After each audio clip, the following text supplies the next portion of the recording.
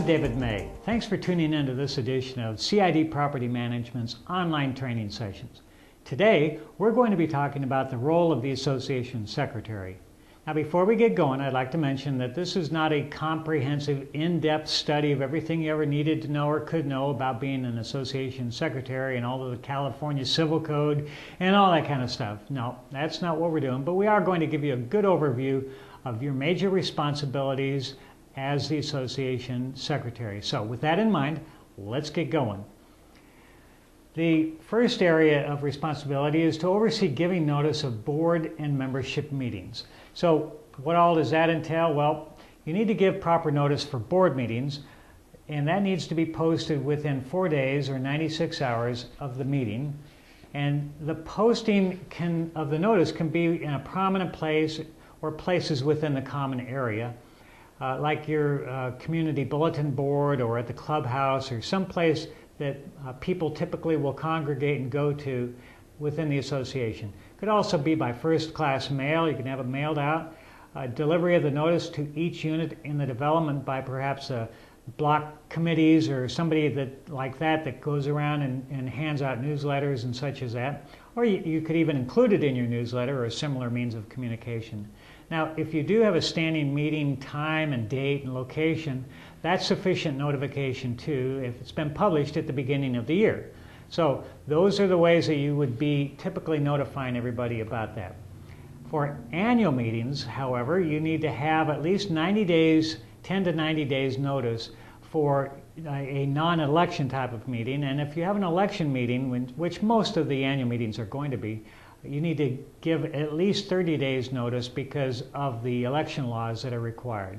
So we're not going to get into detail on the election laws, but just know that you do need to have that sent out. And we'll typically be doing that for you. Now, when you send these out, typically you're going to send the agenda out as well. So if you've got the agenda being posted within the 4-day time limit, you're going to also include the meeting and the notice of the meeting within the agenda as well. So it'll typically be one and the same. So that's how that's typically done. Second area of responsibility is to ensure that the minutes of the meetings are taken and approved. Now, well, let's take a look at some of these minutes and what they're taken for. For example, the minutes are taken for board of directors meetings, whether they're open session or executive session. Going to be with annual membership meetings, architectural control committee meetings, other committee meetings acting on behalf of the board. Anytime you have a committee that's acting on behalf of the association or the board, they need to be taking minutes.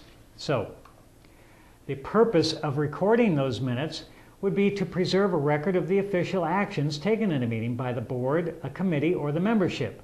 Now, minutes are the record of the decisions made and the actions taken at the meeting, at any particular meeting.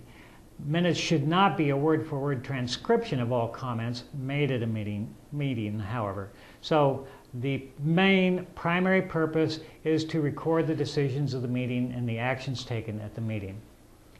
Now, there is, as far as format for the minutes goes, there is no real official, sanctioned, state-sponsored, so to speak, format for the minutes. You can follow a general guideline. We give you that guideline, and we recommend that you stay with that guideline because it covers all the basic needs of what you need to put into for the minutes. Now, there also is no prescribed method for taking minutes. Normally, you'll either write them down or put them into a computer if you have one, and that sort of thing. Preferably, some people will ask if they can record the minutes. You can, but we don't recommend it. And if you do, however, record them, you should just destroy them afterwards. Lawyers, attorneys recommend against taking recordings of the meetings, but you can do that, and then once you're done, get rid of it. All right, some guidelines to follow. For meeting description, you need to include the correct corporate name of the association, the date, the time, location of the meeting, the type of meeting held, the regular board meeting, for example, or a special meeting, whatever it may be. And you can see from what we're showing up on the screen here what that looks like. Now, you also will have some additional items within, as you can see in this sample. You'll have motions and the outcome of votes. You'll have decisions made and actions taken in terms of the motion and the outcome of votes. That's the primary, again, we're going back to the primary purpose for the meeting minutes, and that's to do that. You also want to list any guests that were invited to speak at the meeting. The association CPA or attorney, for example.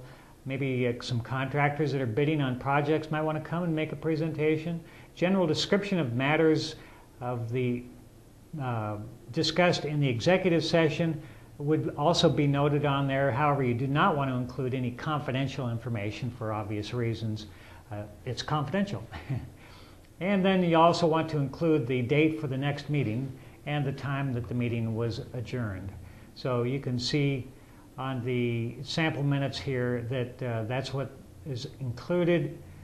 You can see that you've got the report of the executive session, the old business, new business, and so forth. All the items that you need to put in there are on this format. So again, we recommend that you follow that format. Now, what not to include in the minutes? Well, first of all, no owner comments from open forum. That's just not appropriate. This is just homeowners speaking off the record, and they're there to give whatever information they want to give in the 3 minutes or so that they'll have in front of the board. It's not a transcript of all that was said at the meeting. It's not a general discussion from the meeting. You don't want to include a list of all homeowners that attended, and you don't include an actual contract, proposals, or any other documents that were included with the board packet. Those are not appropriate to put into the minutes. Just the main things that we talked about, and going back to that format, just stay with that format and you'll be in good shape. Now, you have executive session minutes also that you're going to need to be taking. Those minutes are separate minutes from the executive session, and they can go into more detail if you want to, and to provide some reasoning for making any particular decision that the board makes.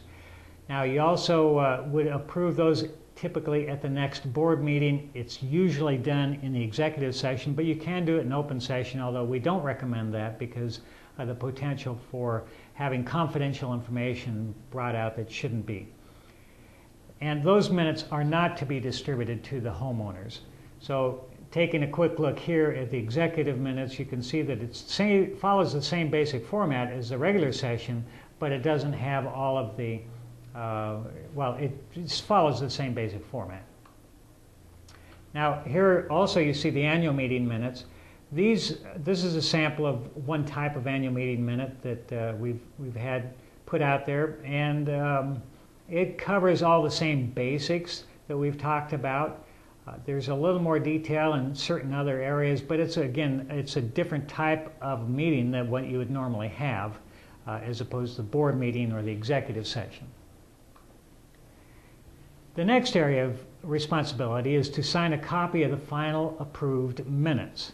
So let's take a look at that process. The minutes for the board or membership meeting should be presented for approval at the next meeting of the board or the group, whatever it may be. The board will approve typically the board meeting, not typically, the board will approve the board meeting minutes at the next board meeting, and the membership meeting minutes can also be approved at either the next annual meeting of the members or the next board of directors meeting. It is appropriate and okay to go ahead and have that approved by the board and distributed to the members after the minutes have been approved by the board.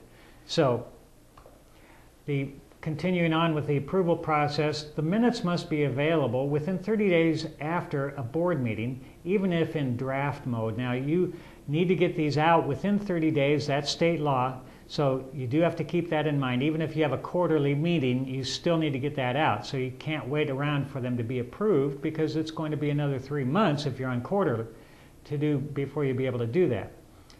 The minutes should be distributed to the board members in advance, so they have an opportunity to review them before you go to the board meeting, and so that they don't have to be read at the meeting. The board members need to have that available right away. So we do request that you get the meeting minutes completed and out on a timely basis, preferably within the first 7 to 10 days after the board meeting. We should have those ready for distribution to the board members, and even possibly put up on the website if available. And the president then asks if there are any corrections at the meeting, and if there are no corrections, then the president can announce that the minutes are approved. If there are corrections, they can be made, and then the president can move for approval. Now, once it's been approved, the secretary, you need to sign off on those minutes. And by signing the minutes, you confirm that the meeting was in fact held and that the motions and votes by the board were as indicated in the minutes.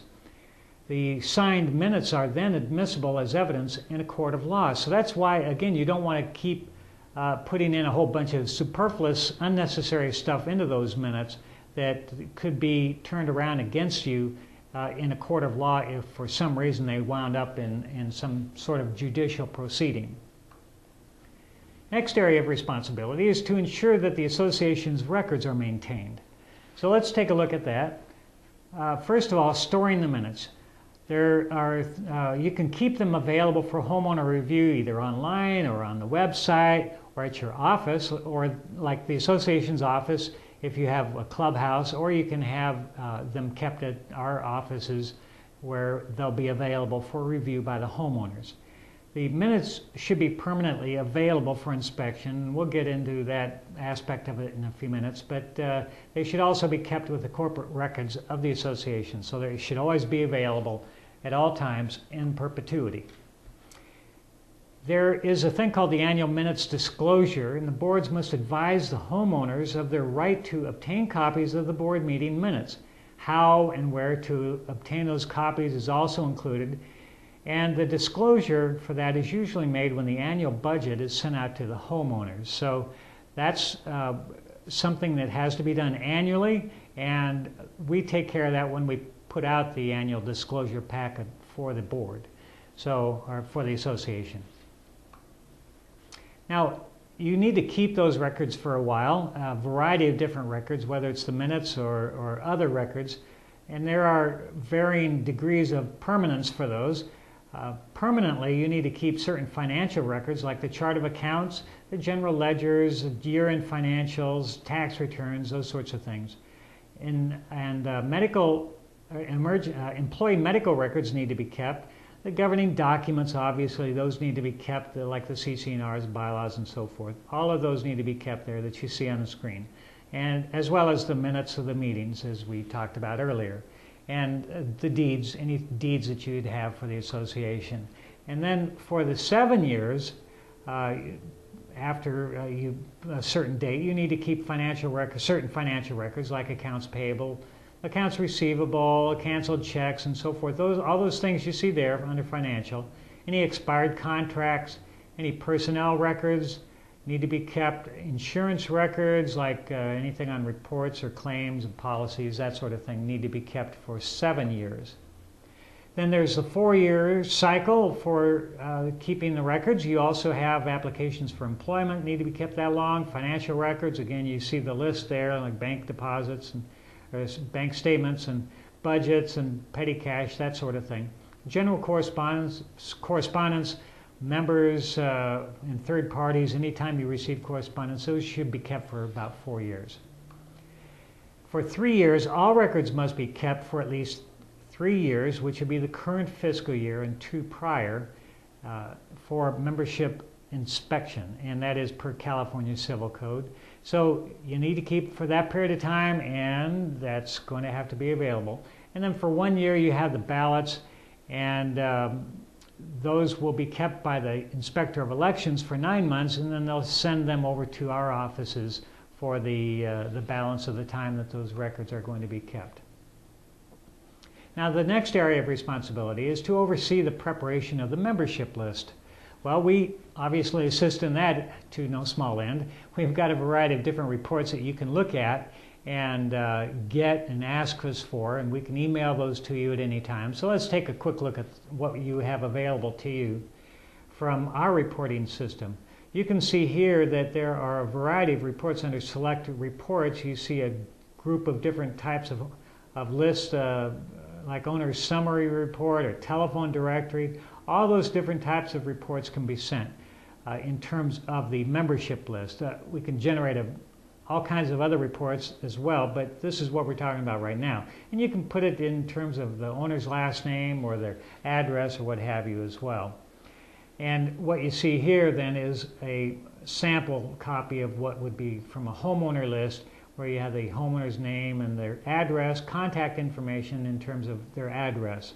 So if they have multiple mailing addresses, like the place that they're at in the association, as well as an off-site address, it'll show up there, and other additional information. Next area of responsibility is to file the appropriate documents with the Secretary of State. So what does that entail? Well, there's a couple of documents that need to be sent in. We take care of that for you, but you need to know what they are. So let's take a look at those two items. You have the SICID, and that is the Statement by Common Interest Development Association, and the SI-100, which is the Statement of Information for nonprofits. Yours is a nonprofit, so that covers that one. They both have small filing fees, and they are both submitted to the Secretary of State on once every 2 years, or updated as necessary, in particular the Statement of Information, the SI-100. Here's what they look like, just so you know what they look like.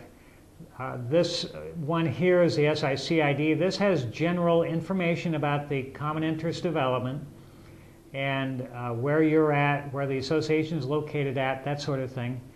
And then the other one is the SI-100, and that tells more about who's in charge, the association's officers, as well as who the agent, which would be us, is. So that's what's included in this. Now, all of these things have a lot of time that we spend, and so obviously you're going to delegate some of these duties to us, and the management company usually does really most of the work of the secretary. But at the end of the day, though, the secretary is still responsible for what is done in the association, as well as any of the other officers within the association. So you obviously need to know that. That's an important item to know. Well, that's a wrap, folks. I appreciate your taking the time to look at this video and learn a little bit more about your role as the association secretary. Anytime you do have any questions, please give us a call. Here's the number on the screen. Call that number now. Just kidding. Anyway, but just know that we are here to help you as much as we possibly can and help guide you in fulfilling your role as the association's secretary. Thanks for watching, and thanks for your time. Bye.